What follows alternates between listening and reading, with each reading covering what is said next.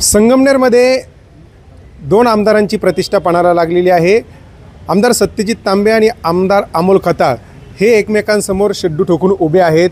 खरं तर आमदार सत्यजित तांबे हे स्थानिक आघाडीच्या माध्यमातून या ठिकाणी या नगरपालिका निवडणुकीत सामोरं जात आहे आणि त्यांच्या पत्नी मैथिली तांबे या स्थानिक आघाडीच्या उमेदवार नगराध्यक्षपदाच्या असणार आहेत. आपल्यासोबत सत्यजित तांबे आहेत. नेमकं काय विश्वास घेऊन या निवडणुकीला सामोरं जातात आणि कुठले मुद्दे संगमनेरसाठी महत्त्वाचे वाटतात? आपण जर पाहिलं तर गेल्या अनेक वर्षांमध्ये या संगमनेर शहरामध्ये माझे वडील डॉक्टर सुधीर तांबे इथं नगराध्यक्ष होते. त्यानंतर अरुणराव वागचौरे, कैलास शेठ लोणारी, दिलीप शेठ पुंड, विश्वासराव मुर्तडक, सोमनाथ अभंग, बाळासाहेब पवार, नंतर आमच्या आई दुर्गाताई तांबे, हे सगळे खूप नगराध्यक्ष हे आमच्या नेतृत्वाखाली म्हणजे आमच्या संघटनेच्या नेतृत्वाखाली, पक्षाच्या नेतृत्वाखाली मागच्या काळामध्ये इथं काम करत होते. आणि मग काम करत असताना संगमनेर शहराचे जे मूलभूत प्रश्न होते म्हणजे 90च्या दशकामध्ये खड्ड्यात उतरून या शहरामध्ये पाणी भरावं लागत होतं. पाणी समोरच्याला जात नाही म्हणून मोटर लोक लावत होते. मोटर लावली तर अजून समोरच्यांना पाणी जात नव्हतं.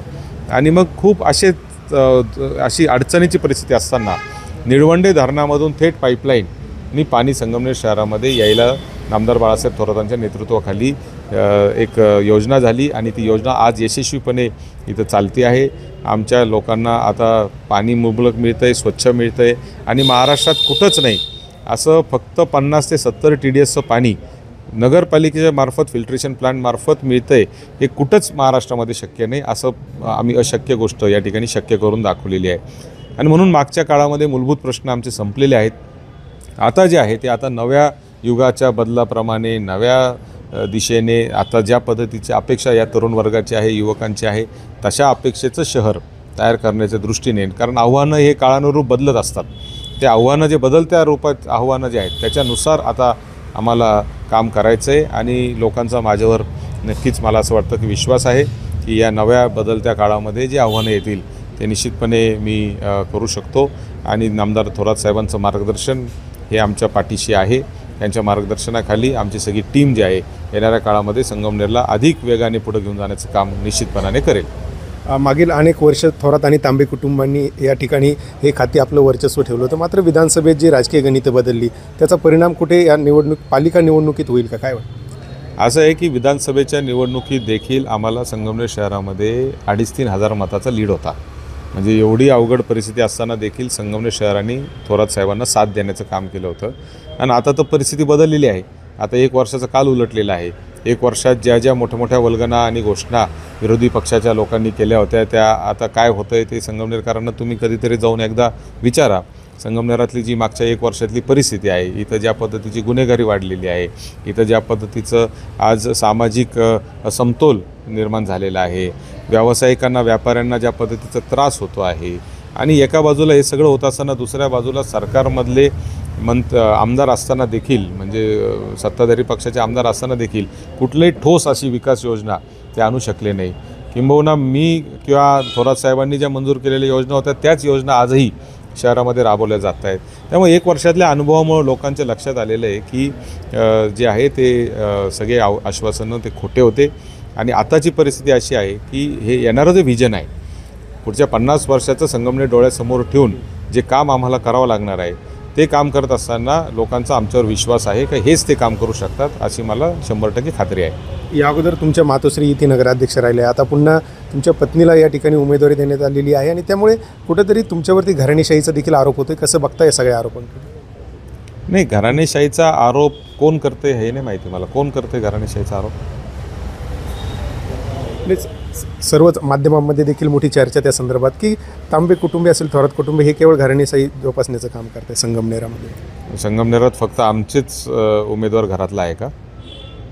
म्हणजे मी विचारतोय तुम्हाला, तुम्ही जर आता इथं आले माहिती घेत असाल ना तुम्ही, त्यांच्याकडून देखील त्यांच्याच कुटुंबातलं उमेदवार देण्यात आले. म्हणजे तुमच्यावरती इथून मागे जी टीका होत होती घराणेशाहीची आता त्यांनी देखील घरातलाच उमेदवार दिला आहे. मग कसं बघतं हे खरंच हा मुद्दा जो आहे हा कितपत योग्य वाटते? आता तुमचा प्रश्न योग्य आहे. आता मी त्याचं उत्तर देऊ शकतो. आणि म्हणूनच मी आज तर सोडाच, पण माझ्या अनेक वर्षांचे मागच्या जर तुम्ही भाषणं काढले तर मी कायम असा एक मुद्दा मांडत आलेलो आहे की घराणेशाहीपासून कोणतंही क्षेत्र लांब राहू शकत नाही.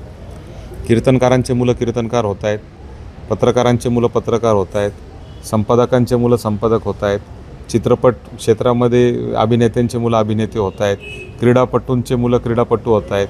सगळ्या क्षेत्रामध्ये समाजसेवकांची पद्मश्री पद्मविभूषण मिळालेले जे मोठे मोठे हस्ती आहेत त्यांचे मुलं देखील त्याच सामाजिक क्षेत्रामध्ये त्याच NGO चालवत आहेत.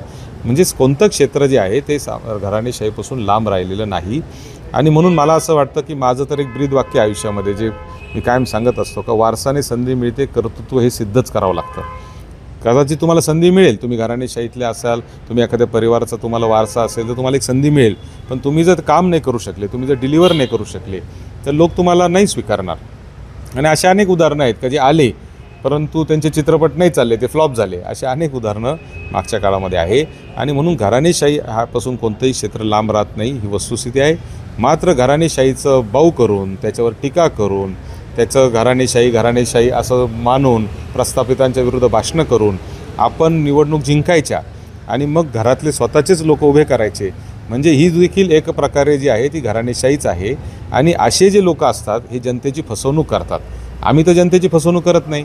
आमचा संपूर्ण परिवार हा समाजसेवेसाठी वाहून घेतलेला आहे. आमच्या सगळ्या परिवाराने, आमच्या घरातले सगळे लोक जे आहे ते दिवस रात्र समाजासाठी काम करतात, वेगवेगळ्या क्षेत्रात समाजासाठी काम करतात. मात्र जे याच्यावर टीका करत होते ते पण आज ह्या रांगेतून बसत आहेत. ही कुठंतरी जनतेची दिशाभूल आहे असं मला वाटतं. 30 आणि 1 असं एकंदरीत हे सगळ्या जागा इथे आहेत. किती नगराध्यक्षपदासह किती जागांचा विश्वास तुम्हाला? नाही, आता मला असं वाटतं की आम्ही निवडणूक लढतो आहे म्हणून आमचा विश्वास तर खूप मोठा आहे. आम्हाला असं वाटतं की 30-0 पण होईल आणि नगराध्यक्ष देखील आमचा मोठ्या मताने निवडून येईल. कारण या शहरातल्या लोकांचा आमच्यावर विश्वास आहे, आमचा या शहरातील लोकांवर विश्वास आहे. माझे वडील असतील, आई असतील, आम्ही दिवस रात्र या लोकांमध्ये आहे. लोकांचा आणि आमचा प्रचंड असा संपर्क आहे. आणि म्हणून मला असं वाटतं की निश्चितच जे आहे ते लोक आमच्या पारड्यामध्ये वजन टाकतील. निश्चित बघितलं तर लोकांचा विश्वास आमच्यावरती आहे आणि त्यामुळे लोक आमच्याच पारड्यात वजन टाकतील असा विश्वास जो आहे तो आमदार सत्यजित तांबे यांनी व्यक्त केला आहे. सचिन बनसोडे, साम TV न्यूज, संगमनेर, अहिल्यानगर.